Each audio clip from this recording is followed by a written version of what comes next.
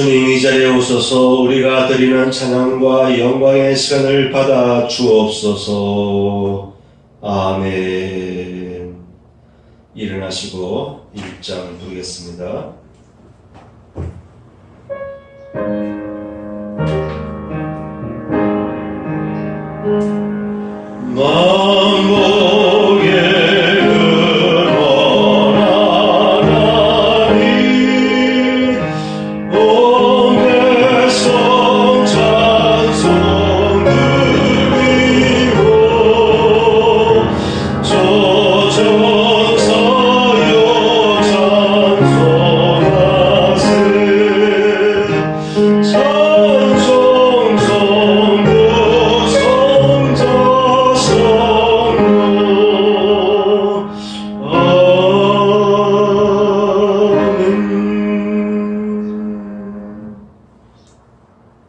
교동문 39번입니다.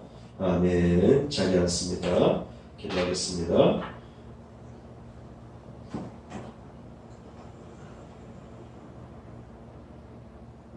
주님, 우리의 영혼을 받아 주옵소서. 주를 향한 사랑의 마음과 주를 향한 찬양의 마음을 받아 주옵소서. 우리의 연약함을 덮어주시고 우리의 죄악을 흰눈같이 용서하여 주시옵소서. 우리가 세상에 살면서 세상의 유혹에 끌려갈 때가 있습니다. 우리가 세상 살면서 그리스도의 빛과 소금으로 살아가지 못할 때가 있었습니다. 주여, 이 시간 우리의 연약함과 우리의 죄악을 용서하여 주시옵소서. 허물의 사함을 얻고 그 죄의 가림을 받은 자는 복이 있도다. 마음에 간사가 없고 여호와께 정죄를 당치 않은 자는 복이 있도다. 아멘. 184장입니다.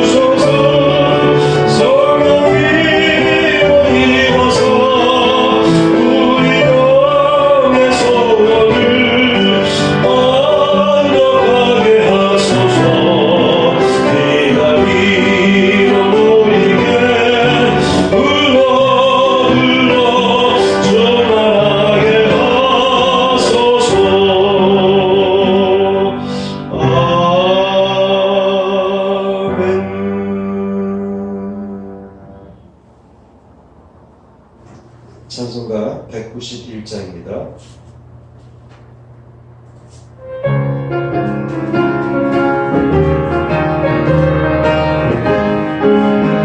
내가 매일 기쁘게 순례의 주의 말이 나를 감동하리요. 내가 주의 군복을 담은 참내 비결 주의 영이 함께하리라.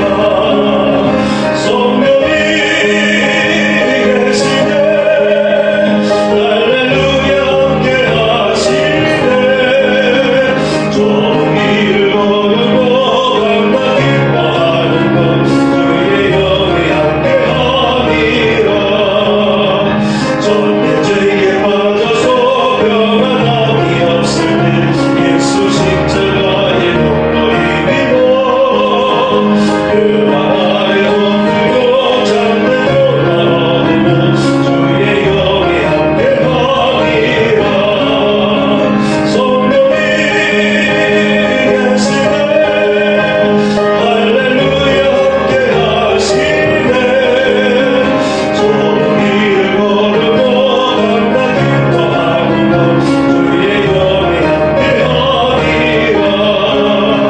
나와 멍에 나시고 너는 염려하시니 나는 숲에새와 같이 기쁘고 내가 기쁜 마음으로 주의 뜻을 행하고 주의 영이 함께하리라. 성령이 계시네 할렐루야 함께하시네. 좋은 길을 걸으며 감당 기뻐하는 것 주의 영이 함께하리라. 세상 모든 욕망과 나의 모든 정욕은 십자가의 힘옷을 받았네. 모든 밤이 지나고 무거운 문제 컸으니 주의 영이 함께하리라. 성령이 계시네 할렐루야 함께하시네. 좋은 길을 걸으며 감당 기뻐하는 것 주의 영이 함께하리라. 3절입니다. 나와 동행하시고 너는 염려하시니 나는 숲의 새와 같이 기쁘고 내가 기쁜 마음으로 주의 뜻을 행하는 주의 영이 함께하리라. 성령이 계시네 할렐루야 함께하시네. 좋은 길을 걸으며 감당 기뻐하는 것 주의 영이 함께하리라.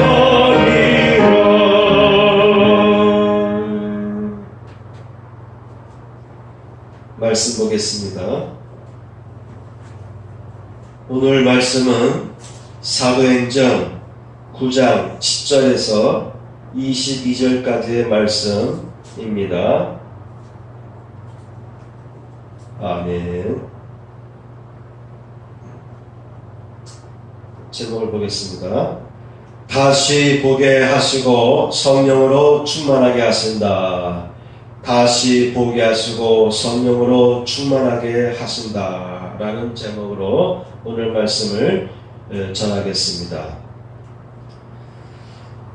2주 전에 에스겔서 37장의 말씀을 중심으로 함께 우리가 말씀을 나눴습니다. 에스겔 선지자는 환상 중에 하나님의 명령에 따라서 마른 뼈들에게 생기가 들어가라 라고 대언하였습니다. 에스겔이 하나님의 말씀에 따라서 선포하자 뼈들이 움직이면서 소리가 나면서 뼈들이 서로 맞아 연결되고 그 다음에는 뼈에 힘줄이 생기고 살이 오르면서 마지막에는 살 가죽이 덮였습니다. 그런데 여전히 몸들이 움직이지를 못했어요. 스스로 움직이지를 못했어요. 그 속에 생기가 없었기 때문이다 라는 것이죠. 하나님께서는 다시 에스겔에게 생기가 들어가도록 선포하라고 하셨어요. 그래서 에스겔은 하나님의 말씀대로 순종하여서 생기야 사방에서 돌아와서 저 몸속에 들어가라 이렇게 선포했습니다. 그랬더니 곧 그 시신들이 뼈로 이루어졌던 시신들이 살아나서 일어났습니다. 그리고는 극히 큰 군대가 되었다고 하는 것이죠.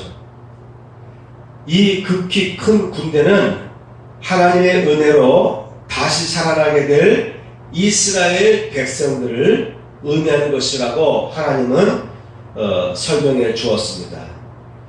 이 극히 큰 군대를 신약적인 개념으로 말한다면 그리스도의 군사다라고 표현할 수가 있습니다. 구약적인 개념으로는 이스라엘의 군대, 극히 큰 군대라는 개념이 신약적인 개념으로 묘사한다면 그리스도의 군사 묘사할 수가 있는 것이죠.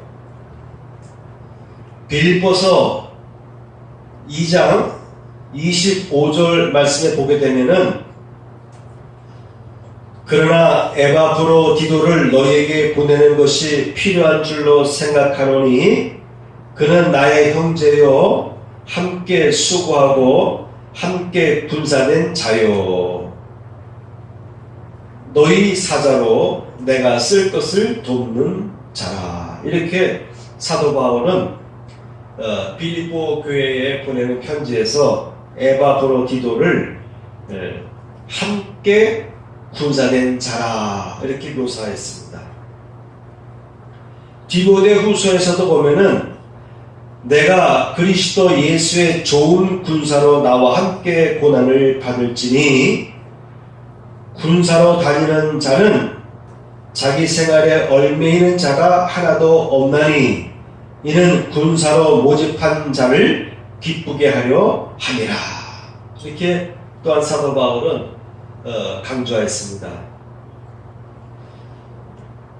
예수님의 좋은 군사는 자기 생활에 얽매이지 않게 된다고 하는 것이죠. 왜 그럴까요? 자기의 모든 생활을 무관심하고 등지라는 그런 내용들이 아니죠. 이는 군사로 모집한 자를 기쁘게 하려 함이라.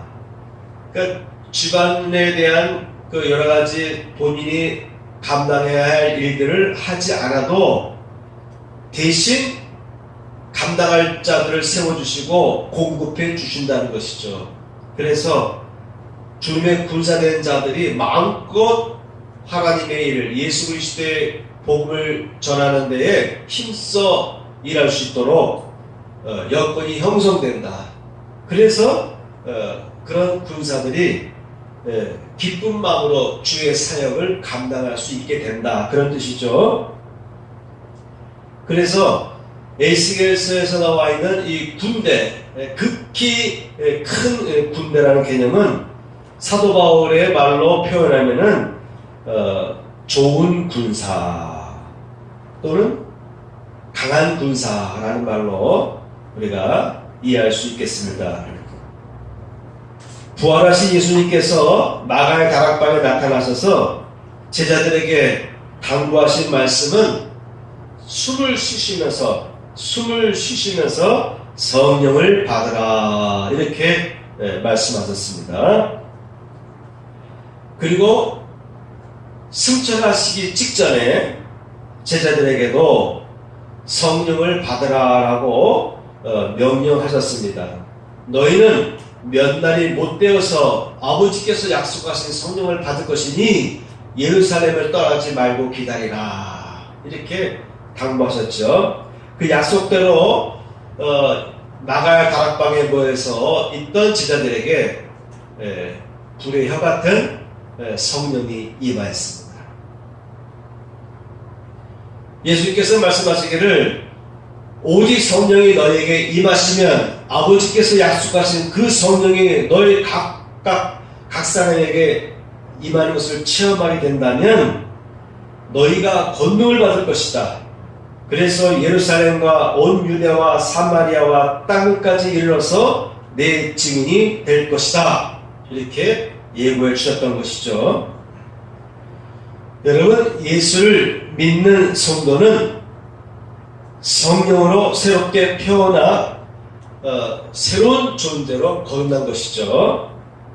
거듭난 성도들에게는 그리스도의 복음을 전하고 증거하는 사명이 있습니다. 이 사명은 십자가 군병으로서 강한 군사가 되어서 감당해야 되는 것이죠.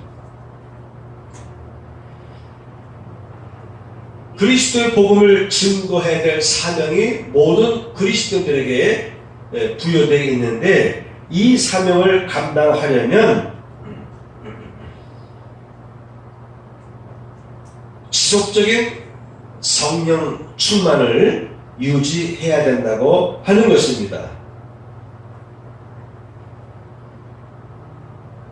그리스도의 복음을 전할 사명을 감당하기 위해서는 강한 군사로 준비되어야 하는데, 강한 군사로서 쓰임받기 위해서는 평상시에 늘 항상 성령으로 충만한 상태를 유지하고 있어야 된다고 하는 것이죠. 자, 그래서 오늘 말씀 중에 첫 번째 우리가 생각할 것은 항상 성령으로 충만해야 한다고 하는 것이죠. 구약시대의 인물들도 성령으로 충만하였습니다. 성령 충만의 개념은 신약 성경에서 나오는 거예요. 그런데 구약시대에도 성령 충만해지는 일들이 일어났습니다. 신약에서는 성령이 충만해졌다, 성령 충만을 받으라, 이렇게 묘사되어 있는데, 구약에서는 하나님의 신이 임하셨다, 하나님의 신에 크게 감동되었다, 이런 말로 묘사되어 있는 것이죠. 그래서 구약시대에도 역시 성령 충만한 일들이, 그런 사건들이 하나님의 쓰임을 받는 사람들에게 나타났다고 하는 것이죠. 많은 사람 중에서 다윗과 사울 왕의 경우를 비교해 볼 필요가 있습니다. 먼저 사울 왕은 사무엘 선지자를 통해서 안수받으면서 그가 새로운 신령으로 바뀌기 시작합니다. 그런데 사무엘 선지자는 너가 너희 집으로 가는 과정에서 중도에 예언자 그룹을 만날 것이다. 그때 너에게 하나님의 신이 임할 것이다. 그렇게 예고해 주셨어요. 그 예고대로 사울은 선자의 무리를 만나면서 예언의 영에 사로잡힙니다. 그래서 사울도 같이 더불어서 예언을 하였습니다.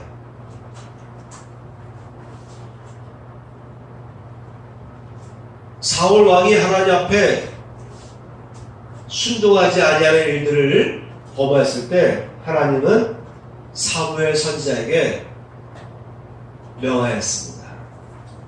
이제 너는 다윗을 찾아가, 이새의 아들 다윗을 찾아가서 그에게 기름을 부어라, 이렇게 명령하셨습니다. 물론 다윗이란 말을 해주질 않았어요. 이새의 집에 가면 내가 택한 자가 있을 테니까 내가 택한 자를 만나면 기름 부어라, 이렇게 명하신 것이죠.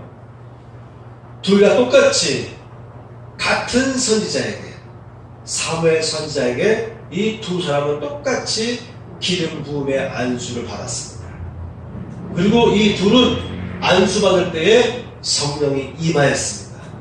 성령이 임했는데 성령의 임자신이 강하게 임하였습니다. 바로 그때는 성령이 충만한 상태를 경험한 것이죠. 그런데 문제는 사울 왕은 성령에 충만한 상태를 계속 유지하지 못하였다고 하는 것이죠.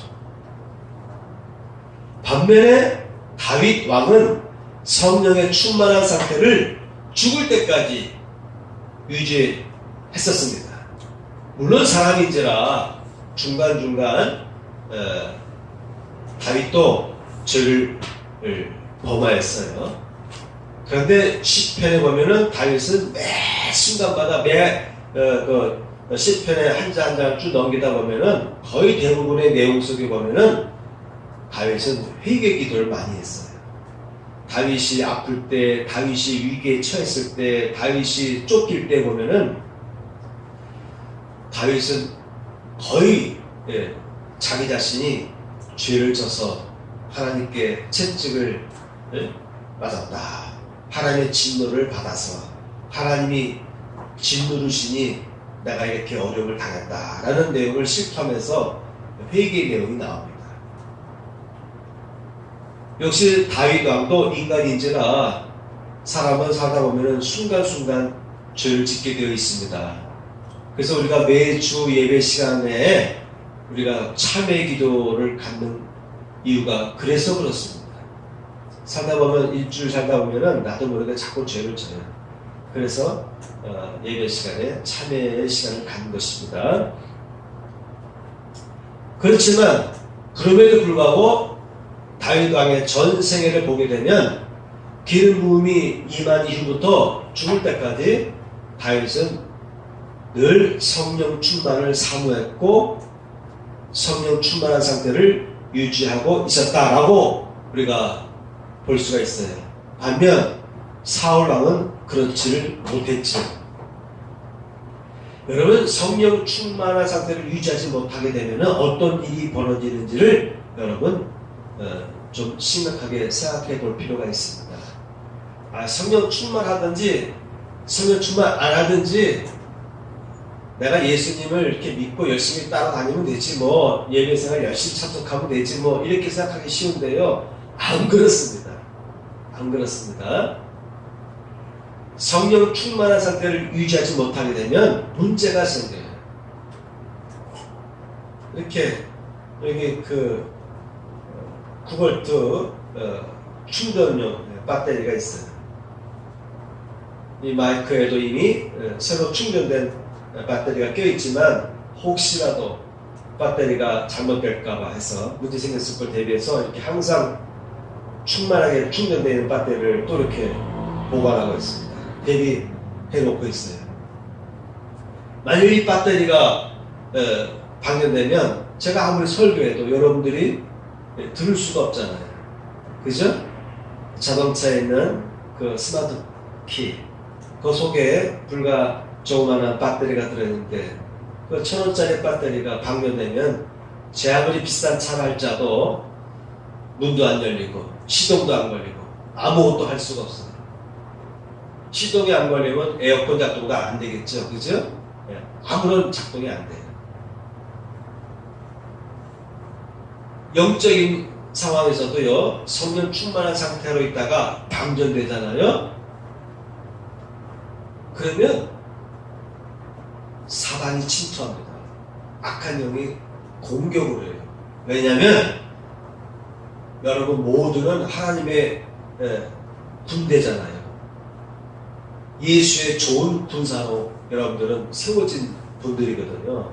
그런데 여러분이 성령을 충만하지 않게 되면 마귀의 공격 대상이 됩니다. 그렇죠? 마귀가 누구를 공격하겠습니까? 교회도 안 다니는 사람을 공격하겠습니까? 하나님께서 귀 쓰는 사람이 사단의 공격 대상이 되겠습니까?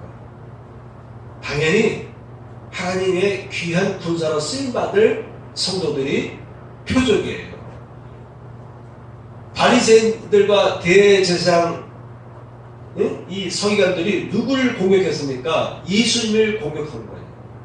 또 예수님을 따라다니던 제자들을 공격했습니다. 사울 왕의 경우도 보니까 물론 기름 부음 인치심은 남아있었지만 성령 충만한 상태가 안 되니까 악신이 들어와서 사울 왕을 괴롭혔잖아요. 반면에 성령이 충만한 다윗이 와서 악기를 연주하면 금방 사울 왕의 마음과 육신을 괴롭혔던 이 영이 즉시 도망갔잖아요. 그래서 여러분 성령 충만한 상태를 유지하셔야 됩니다. 안 하면 말고 성령 충만하면 뭐 성령 충만한 것이고 아니면 말고 이 상태가 여러분들에게는 적용돼서는 안 됩니다. 끝까지 중간중간 우리가 침체될 수도 있고 연약해질 수도 있지만 그래도 전 인생을 바라볼 때 항상 성령 충만한 상태가 되도록 노력하셔야 된다고 하는 것입니다. 이왕이면은 크고 강하게 성령이 충만해지면 더 좋습니다. 사무엘상 16장 13절 보니까 사무엘 선지자가 다윗의 집에 와가지고 한 사람 한 사람 다윗의 형제들을 이렇게 면접을 했어요. 그러다가 다윗을 찾아냈습니다. 기름 뿔병을 가지고 와서 다윗에게 부었습니다. 그런 이후에 다윗이 여호와의 영에게 크게 감동되니라 라고 성경은 묘사하고 있습니다. 성령이 임하시더라도 성령이 여러분에게 임파테이션 되더라도요, 이왕이면 더 강하게 체험되는 것이 유익합니다. 다윗의 경우를 보니까 크게 감동되었다라고 되어 있습니다.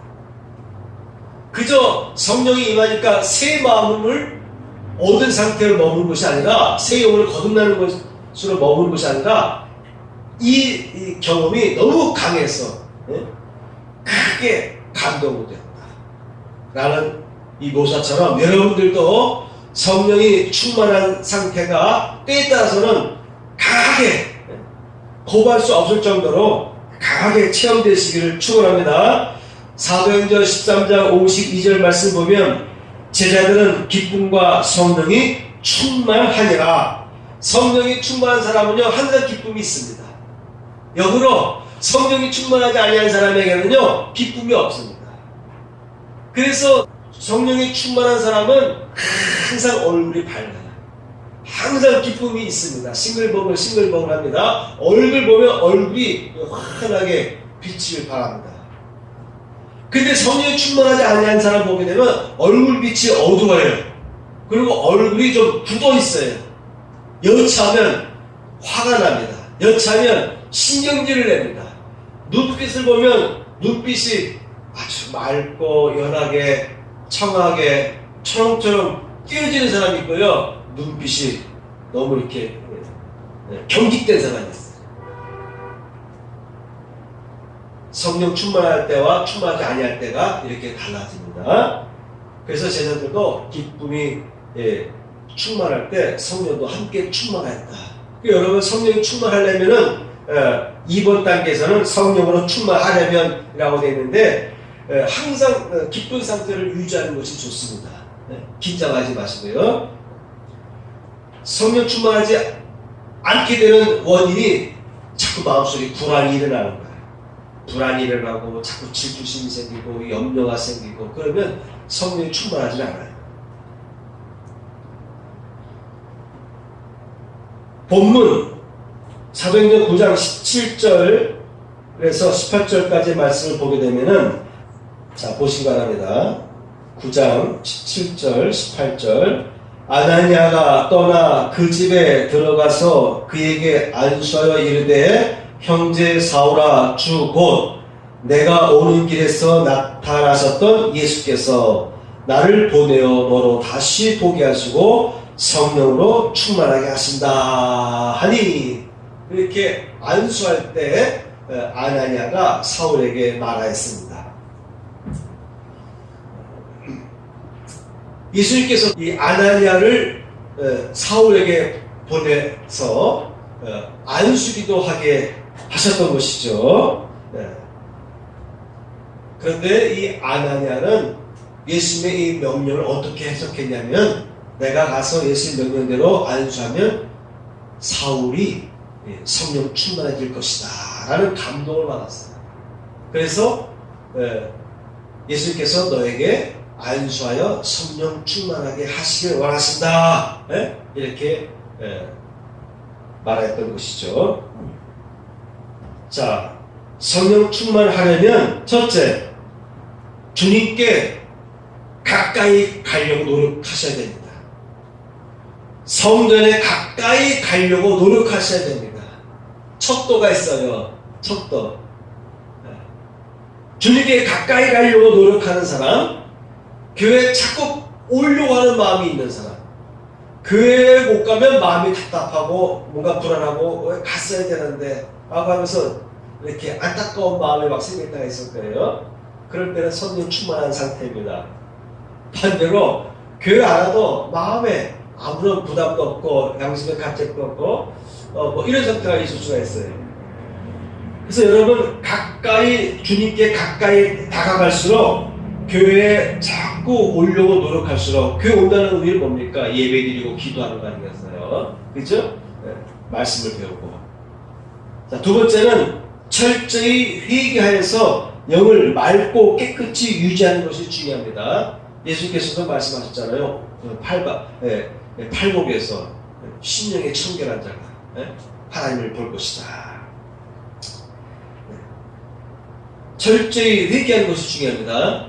가급적이면 우리 크리스찬들은요 자꾸 죄를 회개하는 습관을 가질 필요가 있어요. 그래서 마음을 깨끗하게 맑게 유지할 필요가 있습니다. 세 번째는요 말씀을 믿고 실천하셔야 됩니다. 말씀을 듣고도 실천하지 아니하는 사람에게는요 성령이 임할 수가 없어요. 성령이 충만해질 수가 없습니다. 여러분 배터리가 방전되면 어떻게 됩니까? 충전기에 꽂아야 돼요. 충전기에 꽂지도 않고서 배터리가 자동적으로 충전되길 바란다면 어리석은 사람이죠. 말씀을 믿고 실천하면 성령이 강하게 역사하게 돼 있어요. 여러분 혹시 몸에 연약한 몸에 아픈 것 때문에 병 때문에 하나님께 간절히 기도해야 될 때가 있을 거예요. 약을 먹어도 안 되고 나를 힘들게 하는 병으로 인해서 어려울 때 그때 한번 여러분 성령께서 도와주시길 바라는 마음으로 치유되기를 바라는 마음으로 기도할 때는요 과감하게 성령께서 나를 치유해 줄 걸 믿고 나아가십니다. 그러면 성령께서 치유하십니다. 아멘. 아까 얘기했듯이 마음을 기쁘게 하셔야 됩니다. 마음을 기쁘게 하시고 세상 근심 염려를 떨쳐버리셔야 돼요. 세상 근심 염려로 자꾸 마음을 채우게 되면 성령께서 역사할 수가 없습니다. 왜냐하면 내 머릿속에 온통 염려로 가득 차 있으면 말씀이 들어올 수가 없어요. 왜 그럴까요? 성령님도 우리와 인격적인 교제를 갖기 원하십니다. 일반적으로 내가 거부하더라도 성령이 막 임하는 그런 분이 아니세요. 사단은 그래요. 귀신들은 그래요. 그렇지만 성령은 내가 사모하려고 할 때 들어오시는 분이시지 사모하지도 않고 또 성령이 들어올 틈을 주지 않고 자꾸 세상 것들로 팍 채운다면 성령이 일방적으로 침투하지 않는다는 거예요. 그래서 여러분의 마음을요 항상 온유한 상태로 부드러운 상태로 유지하셔야 돼요. 그러면 성령께서 들어오십니다. 아멘. 아멘. 마지막으로 하나님의 영광을 위해 살려고 힘써 노력할 때 성령의 충만함이 임하게 됩니다. 어떨 때라고요? 하나님의 영광을 위해서 살려고 힘쓸 때.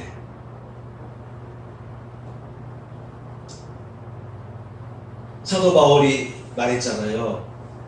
예수의 좋은 군사들은 자기 집 일로 인해서 염려하지 않게 된다. 왜냐하면 하나님께서 예수님께서 자기의 택함 받은 이 좋은 군사들이 가정일 때문에 신경 쓰지 않게 해주기 위해서 기쁜 마음으로 주의 일을 하도록 하기 위해서 가정에 얼매이지 않게 해준다는 것이라고 사도 바울이 얘기하지 않습니까?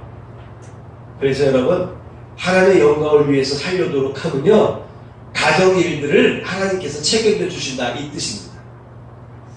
그래서 여러분 내가 가정을 이렇게 여러 가지 이렇게 꾸며 나가는 데 있어서 고민도 많고 애를 써야 되지만 먼저 이 인생의 비전을, 삶의 비전의 목표를요, 하나님의 영광을 위해 살겠다. 이런 가치관을 가지고 살려고 노력하다 보면요, 그 밑에 있는 일들은 부수적으로 따라오게 돼 있어요. 좋은 군사들이, 주님의 택함받은 좋은 군사들이 세상 일로 인해서 하는 사업에서 자꾸 어렵나가지 않도록 하나님께서 일들을 잘 추스려 주신다고 하는 것이죠. 자, 세 번째입니다. 성령으로 충만하면 어떤 일이 벌어질까요? 마지막, 성령으로 충만하면 어떤 일이 생길까요? 첫째, 마음이 새로워집니다. 사무엘상 10장에 보게 되면은, 내가 그리로 가서 그 성읍으로 들어갈 때 선자의 무리가 산당에서부터 비파와 소고와 저와 수금을 앞세우고 예언하며 내려오는 것을 만날 것이요, 내게는 여호와의 신이 크게 임하리니 너도 그들과 함께 예언을 하고 변하여 새 사람이 되리라. 이렇게 사무엘 선자는 예언해 주셨어요. 자, 사울도 하나님의 신이 크게 임한다라고 사무엘 선자가 예고해 주셨어요. 예고해 줬는데 그 결과 어떻게 되냐면은 너도 그들과 함께 예언하는데 변하여 새 사람이 될 것이다. 이렇게 예언해 주셨죠. 그가 사무엘에게서 떠나려고 몸을 돌이킬 때에 하나님이 새 마음을 주셨고 그날 징조도 다 응하니라. 자, 여러분, 사울에게도 성령이 임하니까요, 새 마음을 주셨다고 하는 것입니다. 그래서 여러분, 우리 크리스찬들에게는 새 마음이 임하셔야 돼요. 새 마음. 오늘 핵심적인 그 내용에 바로 새 마음을 갖는 게 중요하다. 새로운 시각을 갖는 게 중요하다라는 내용이 담겨 있습니다. 에베소서 4장 말씀 보게 되면은, 너희는 유혹의 욕심을 따라 썩어져가는 구습을 쫓는 옛사람을 벗어버리고 오직 심령을 새롭게 되어 하나님을 따라 의와 진리의 거룩함으로 지으심을 받은 새 사람을 입으라. 이렇게 되어 있습니다. 세상적인 삶을 살아가는 상태에서 성령으로 거듭나게 되고 성령으로 충만하게 되면요, 심령이 새롭게 되어서 하나님을 따라 사는 삶을 살게 되어 있어요. 의와 진리의 거룩함으로 지음을 받은 새 사람으로 입혀지게 되어 있다라는 것이죠. 고린도서 3장 10절 말씀 보면은, 새 사람을 입었으니 이는 자기를 창조하신 자의 형상을 쫓아 지식에까지 새롭게 하심을 받는 자니라. 여러분, 지식에까지 새롭게 하심을 받는 자라고 되어 있어요. 하나님의 말씀에 대해서도요, 지식을 갖는 사람이 있습니다. 하나님의 말씀의 지식이 차고 넘치는 사람이 있어요. 근데 어떤 사람은요, 하나님의 말씀에 대해서 거의 아는 바가 없어요. 그저 믿을 따름이에요. 그저 교회 가는 것이 좋고 예수 믿는 게 좋아서 교회 나와서 열심히 예배를 드려요. 그런데 하나님의 말씀이 그 속에 남아있거나 하나님의 말씀이 그의 머릿속에 이렇게 가득 담아있지 않아요. 그래서 전도할 때 뭘 어떻게 전도해야 될지, 상담할 때 뭘 어떻게 성경적으로 상담해야 될지 남아있는 게 없는 사람이 있습니다. 이왕이면 여러분, 하나님의 말씀이 여러분에게 지식으로 남아있기를 축원합니다. 아멘. 세상에서도 뭔가의 지식이 있으면 지위가 높아져요. 그렇죠? 대화할 때도 주식에 대한 지식이 있거나 세상 돌아가는 일들에 대한 지식이 있으면요, 그 사람의 의견을 듣게 되어 있는 거예요. 우리 크리스찬이잖아요. 좋은 군사잖아요. 세상 사람들에게 예수의 복음을 전하려면 성경 말씀이 좀 지식적으로 여러분의 마음속에 남아있기를 바랍니다. 아멘. 에스겔서 36장에 보면은, 새 영을 너희 속에 두어 새 마음을 너희에게 주되 너희 육신에서 굳은 마음을 제하고.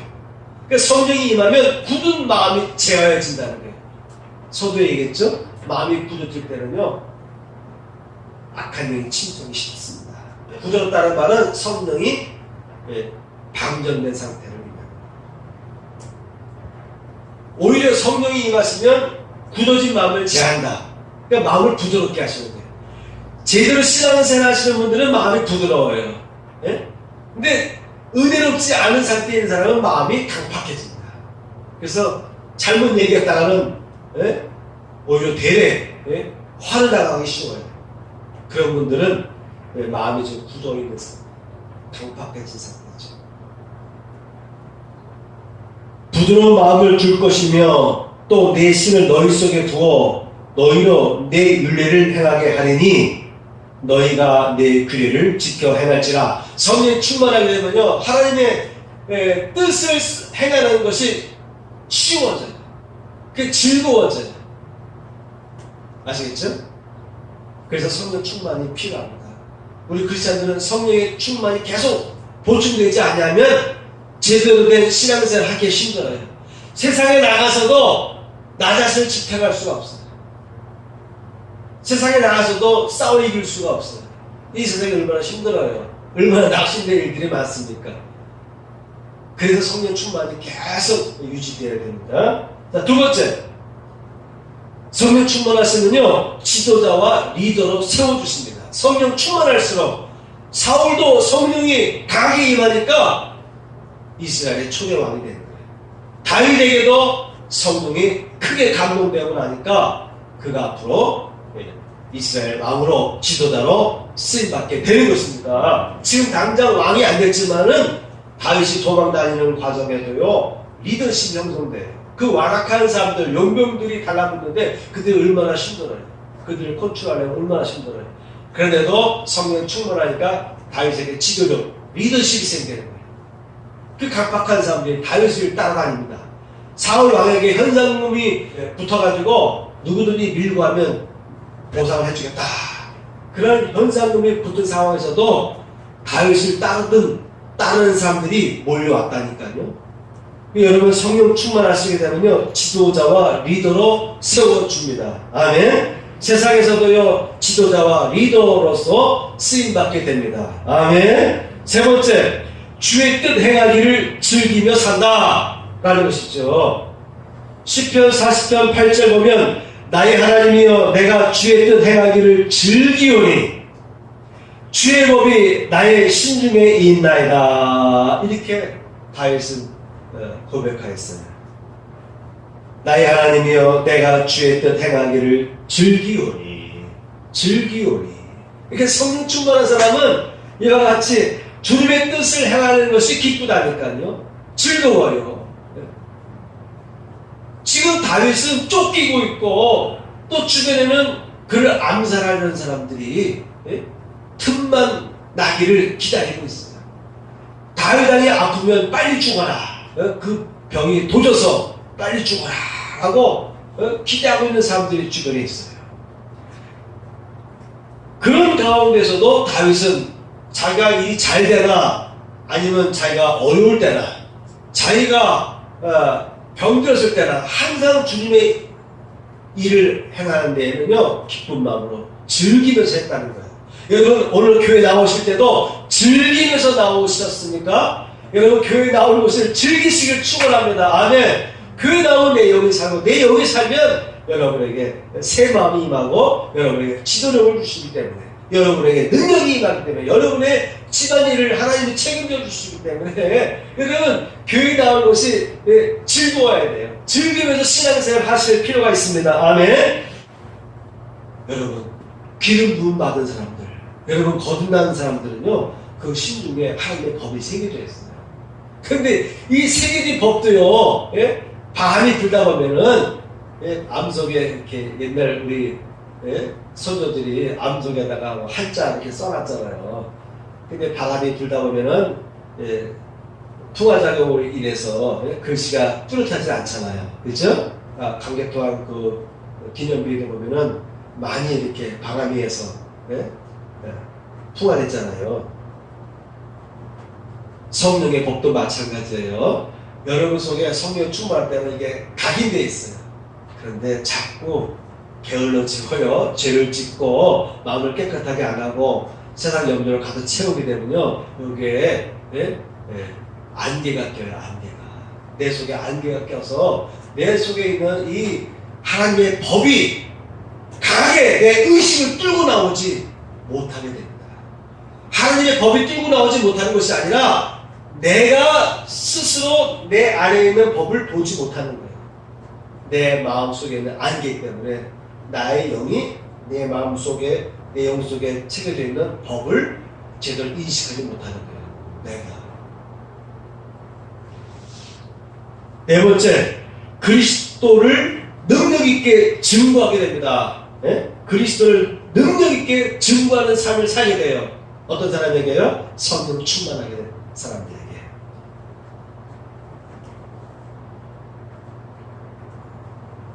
시편 40편 9절 보면 내가 많은 회중 가운데서 의의 기쁜 소식을 전하였나이다.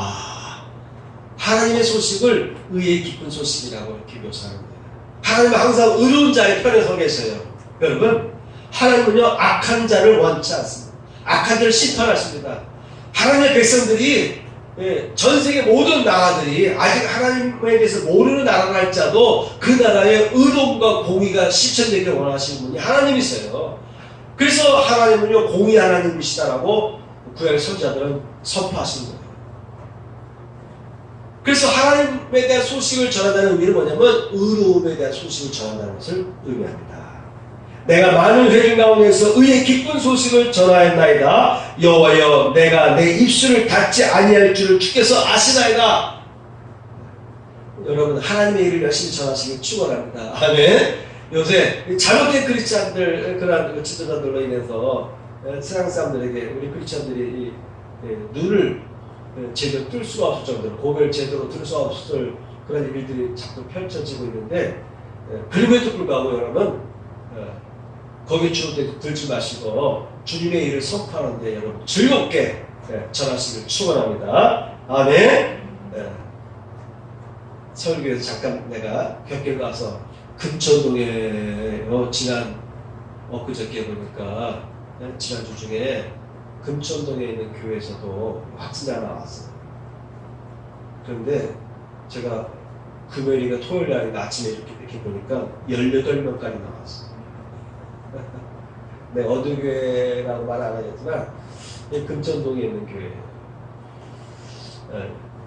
예배 직전에도 사모님이 훈독교회도 많이 생겼다고 그러는데 우리 크리스찬들일수록 우리가 열심히 방역에 동참할 필요가 있겠습니다. 아멘. 할 건 하셔야 돼요. 할 건 하셔야 돼요. 여러분 그 예배 들어올 때도 손 소독하지만 가실 때도 손 소독을 하고 가시기 바랍니다. 젤리 계통은 좀 끈적끈적할 것이라 라고 이렇게 여겨지면은 그 뿌리는 거 2개 놨잖아요. 스프레이 뿌리는 거를 손을 이렇게 좀 뿌리고 가세요. 우리 교회는 뭐 안전하겠지만 그래도 그렇게 하려 노력해 보시기 바랍니다. 그 여러분들 엘리베이터 버튼 누를 때 눌렀으면 꼭 소독하시고 또 물로 씻고 자주 손을 씻고 그렇게 하는 것이 좋겠습니다. 아멘. 자, 다시 본문으로 돌아오겠습니다. 내가 주의 공의를 내 심중에 숨기지 아니하고 주의 성실과 구원을 선포하였으며 내가 주의 인자와 진리를 많은 회중 가운데서 감추지 아니하였나이다. 그렇죠? 그러니까 주님의 인자와 공의에 대해서, 주님의 구원에 대해서 주님은 성실하시다. 하나님 약속하신 것 있으면 반드시 지켜주신다. 하나님은 너를 위한 축복을 부어주시는데, 너를 반드시 도와주시는데 하나님의 성실로 너를 지켜주실 것이다. 이런 말씀들을 여러분 과감하게 선포하시길 축원합니다. 아멘.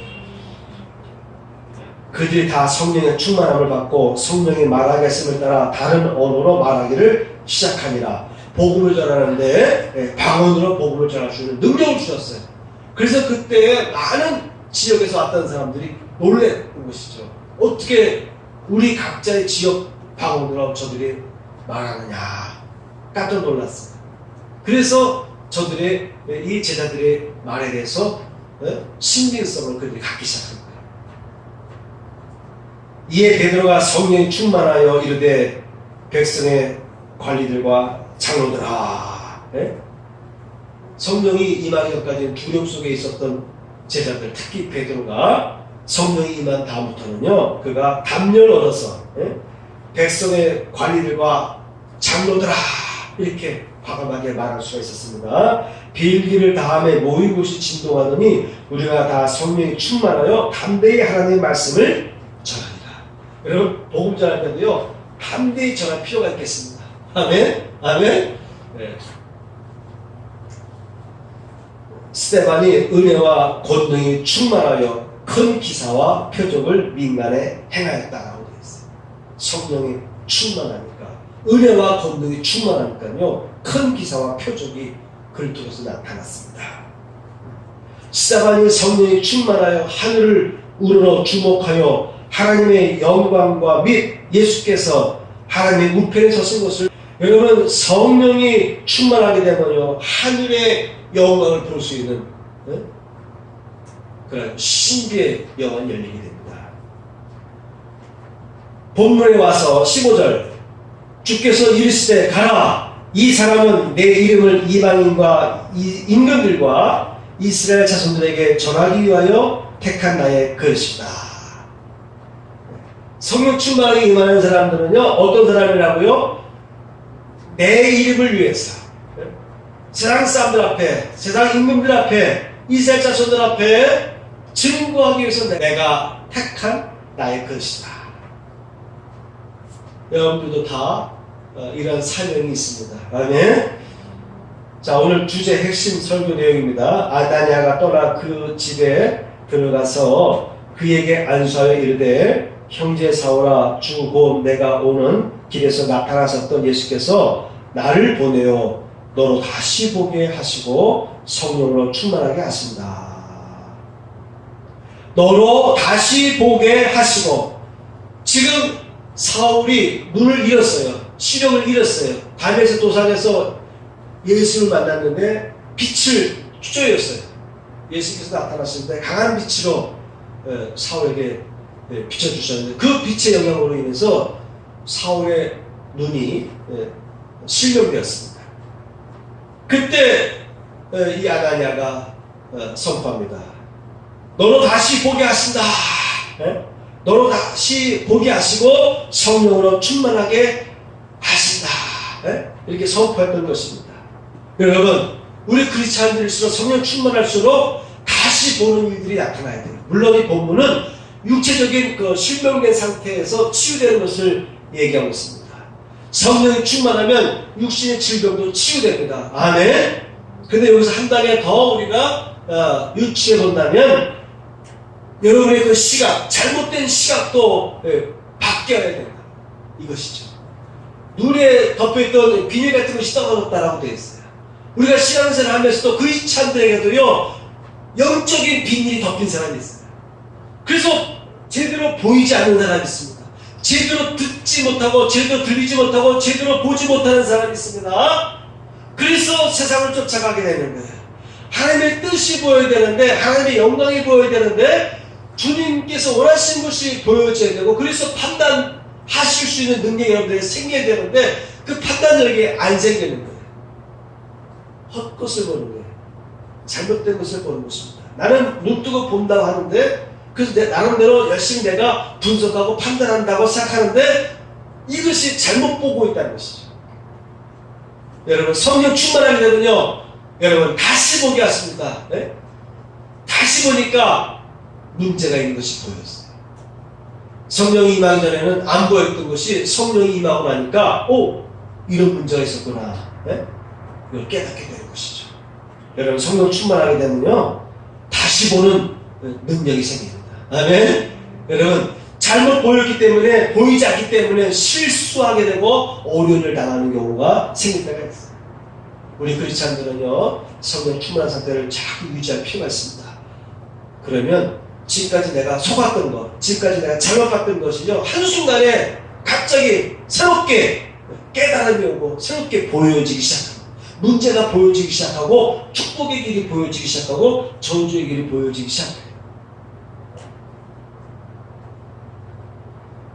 마지막으로 이제 사울에게서 치유 역사가 났어요. 눈에서 비누 같은 것이 떨어지면서 보게 됐습니다. 그래서 음식을 먹으면서 기력을 회복했어요. 사울이 식음을 전폐하고 기도했거든요. 그러니까 예수께서 보시고 이 사람을 보낸 거예요. 가서 네가 치유해주고 기도해주면서 성령 충만하게 해라. 그래서 이제 고침받았습니다. 기력이 너무나 빠졌어요.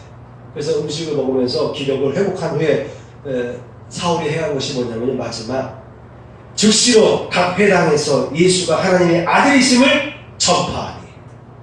즉시 사울은 힘을 더 얻어 예수 그리스도라 증언하여 다메섹에 사는 유대인들을 당황하게 하리라. 아멘. 비록 지금은 복음을 전하기 참 어려운 환경입니다만 그럼에도 여러분들 예수 그리스도의 복음을 담대히 증거할 수 있기를 축원합니다. 아멘.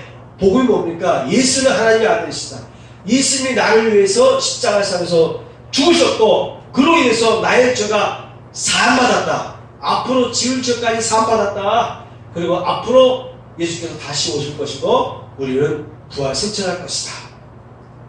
이것을 이런 복음을 담대히 전하시길 축원합니다. 이런 복음을 열심히 전도하시며 전하시면 성령 충만 상태가 계속 이어지게 됩니다. 놀라운 일들이 일어나야 될 줄 믿습니다. 아멘. 위탁의 말씀입니다.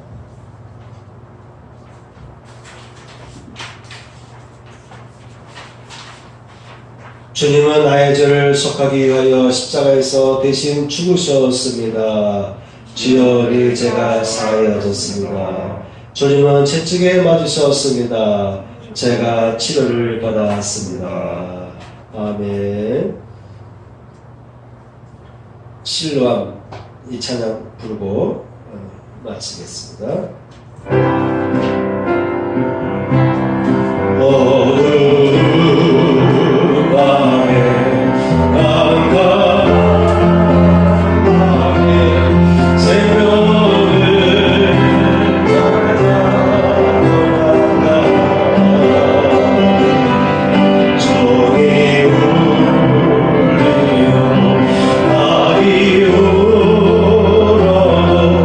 내 눈에는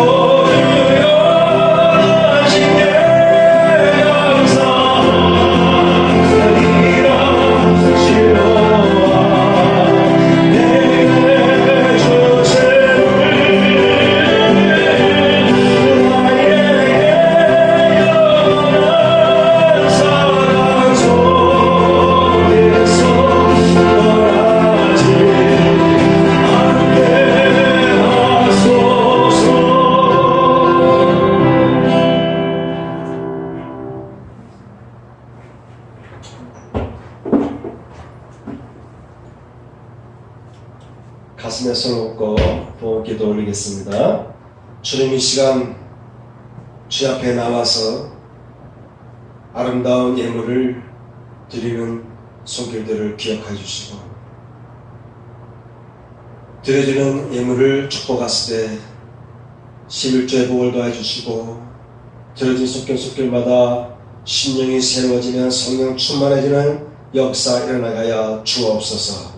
이제는 우리 구주 예수 그리스도의 은혜와 하나님 아버지의 극진하신 사랑과 성령님의 감동감화 역사하심이 이전에 참여한 성도들 위해 함께 하시기를 축원하옵나이다. 아멘.